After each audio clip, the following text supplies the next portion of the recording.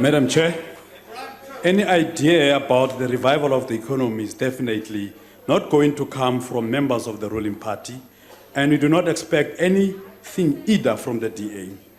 A DA, a narrow party of narrow-minded liberal, whose primary mission as a machine for parliamentary maneuver is to serve the interests of monopoly capitalists and the protection of white privilege. Some amongst us here don't even understand what recession is or how South Africa ended up here. And one of the things we'll do in the future is to take time and explain what recession is. But what we are going to do today instead is to give a much clearer context on why the recession, which is not a technical recession, but a full-blown recession. And those who understand what recession is wouldn't be surprised. Besides an economy that is not growing, we have 30.4 million people living in poverty. According to 2018 second quarter labor survey, unemployment was recorded as 27.7%. Manufacturing has collapsed. Mining and agriculture no longer create jobs because they have heavily mechanized. Mining sector alone has lost well over 150,000 jobs since 1994. South Africa has one of the biggest inequality in the world in terms of the Gini coefficient.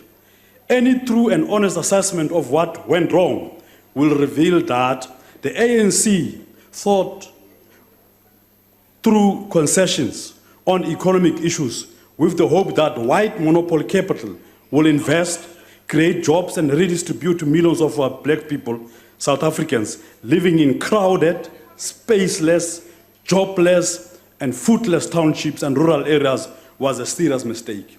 Shame on you, the ANC. Nowhere in the capitalist economic history of development has any country managed to pull its economy out of underdevelopment through ideas which Honorable Maimane is parading as if it's something new when it is not.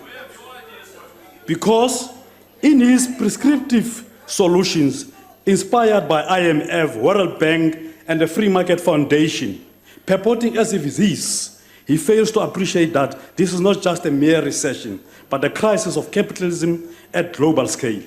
This Honorable Maimane cannot understand because it is beyond his grasp. If you continue down this path, more and more JSE largest companies will continue to take advantage of loose exchange controls, low tax rates, and exploitative labor market to build cash reserves and not invest in the development of local industry. Now, the key question is, what is to be done? We stand here today to provide a much thorough and decisive way forward for South Africa. After we have changed Section 25 of the Constitution, we are going to expropriate all the land without compensation into the custody of the state. The EFF has tabled a private members' bill to amend the Banks Act to make it permissible for the state-owned bank, and it is through this bank that will source credit for our businesses, houses, and other banking services to use the land productively. We will build new food markets, reform agriculture into a pillar of South African economy, create jobs, and ensure food security for all. Those who want to build factories, to manufacture cars, household appliances, use innovative technologies to build gadgets, will get the land to build factories with state support and protection.